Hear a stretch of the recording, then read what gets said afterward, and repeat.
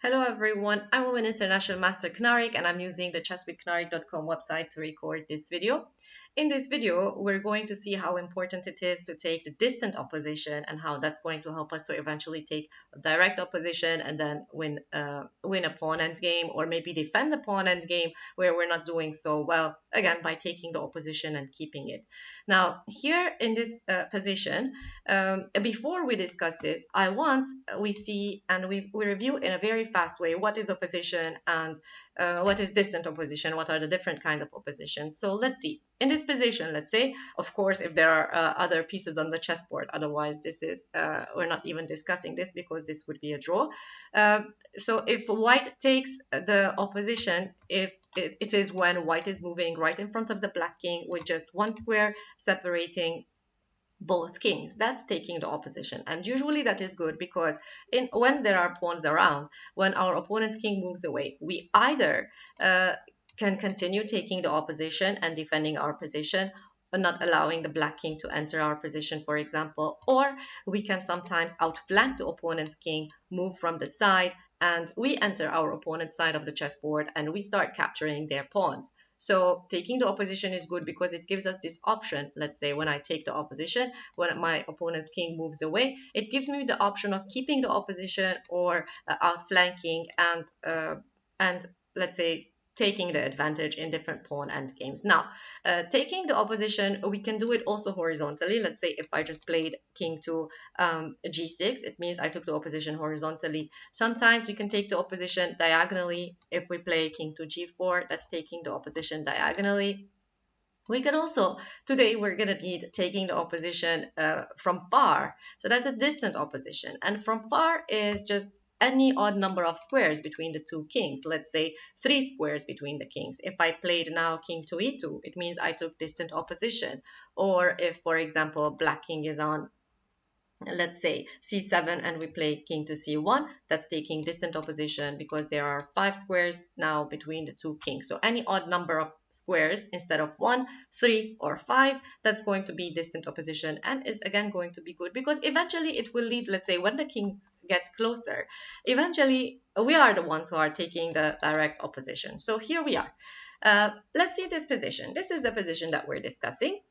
And we can directly see that here with white to move, white can take the distant opposition by moving the king to e2. And now that's distant opposition because there are 5 squares between the two kings.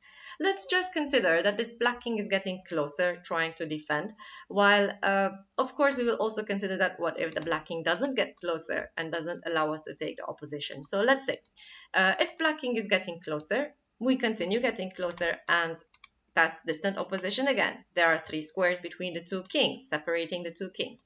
Now, let's say black moved. We're also moving. And here again, or if black moved to, let's say, e6, we can move to e4. And there we are. Here, black is moving away from the opposition. And when black moves away from the opposition, we said we have 2 choices. We either need to be patient, keep the opposition, or outflank the opponent's king. Now, let's see. If I outflank the opponent's king right now, is it the right time? Okay, it's true that we're going to go and try to capture the pawn on h5, but black is also going to be able to capture our pawn on g4. And we're going to be promoting at the same time. And here we are. I am moving my king away, black is moving their king away, I'm pushing my pawn, black is pushing the pawn, and eventually we're both going to promote on the same move. White's promoting first, it's true, but black is promoting right on the next move, and here we are.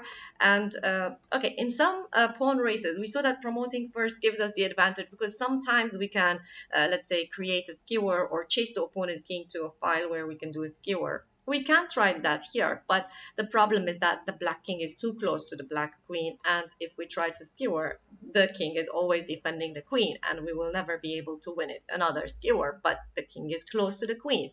We will never win that queen. The maximum we can do is keep on checking, and that's perpetual check, and it's a draw again.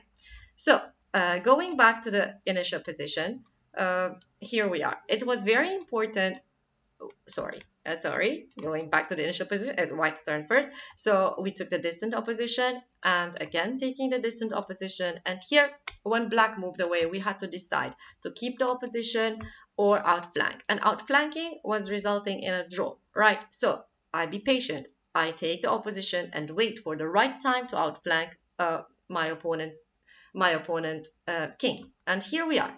Any move played here except king to c6, we will be able to play king to c5. Let's say if black plays any other move except king to c6, we will be able to play our king to c5 and capture the pawn on b5 very easily.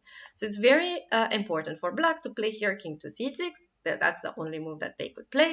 And there we are. Here we are outflanking. Anyways, we can't keep the opposition directly. If we're going to keep it, we need to keep it diagonally. But then that doesn't improve the position much, because then, okay, we're repeating the position. Or if we go back, then we can outflank the opponent's king now, and it is the right time to outflank. And outflanking does not really mean that we have to go and capture the h pawn and leave the pawn on the b file. If we want, we can also, because we have more space here, and we have entered the black side of the chessboard, we can very easily uh, capture the pawn on the b file instead of capturing the one on the h file very easily. And here we are. If we attack the pawn, black is defending, but we can just wait for the black king to move away. We can capture that pawn, and with an extra pawn, we are definitely winning this pawn endgame. Now, let's go to the initial position. And let's say when we took the distant opposition, what if black didn't get closer and eventually allow us to take the opposition and outflank and win the game? What if we say that, okay, black king is going to stay in the back so that we keep on taking distant opposition and nobody's getting closer? Then it's going to be good for black, because they will be able to maybe draw if we just stay in the back, both of us. But there's a problem here. If black is staying in the back, this is allowing us to have a more active king. For example, we can just play king to f3, and we are getting closer to the black pawns, and we just want to capture them. If black stays in the back, keep on staying in the back, we can just go and capture the black pawns easily, because now we have a much more active king, and black doesn't. While if black tries to get closer, we can again take the distant opposition and win this game. Let's see, if we go back, because we have to be careful not to give up the opposition. For example, if we play a move like king to f4, now black is taking the opposition, and black is going to keep the opposition, and we won't be able to win this. Now, going back, here we are. When black played king to e7, now we had to take the distant opposition from e3, with 3 squares between the two, separating the two kings. And then again, we're almost back to the same position as we were before. We're taking direct opposition, and then we're going to be able to win this game. So let's go to the next position. In this next position, we have a pawn less with the white pieces. It's very important that we keep the opposition no matter what, because here, if we give the opposition to black, let's say if we just say that this is black's turn here, it's black's turn here, and black's taking the opposition, black is going to be able to win this very easily, because black took the opposition. Our only move is to stay with our pawn on g3 with the king, and there we go. We moved away from the opposition, and black can right now outflank our king, and then just be able to trade their g pawn for our f pawn, and then just promote the pawn without any trouble. So going back, it's very important that we don't allow black to take the opposition at any time during this endgame. So what are moves that we should play if we don't want to give the opposition but we want to take it?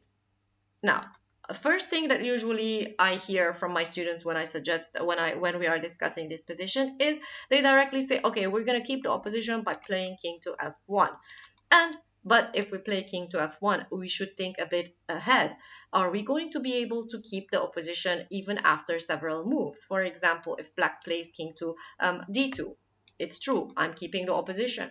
But what's next? after king to d3, can I play king to f3? My own pawn is stopping me from taking the opposition, and now I will have to move away. And moving away anywhere, black is going to take the opposition, and then we're back to the same place where black is going to be able to trade their g pawn for our f pawn and be able to win this game.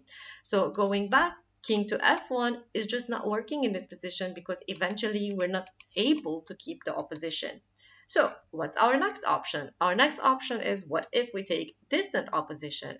Then what would that move be if we're taking the distant opposition? That move would be king to h1. We're taking the opposition from far horizontally and having 3 squares of difference, let's say, between the two kings.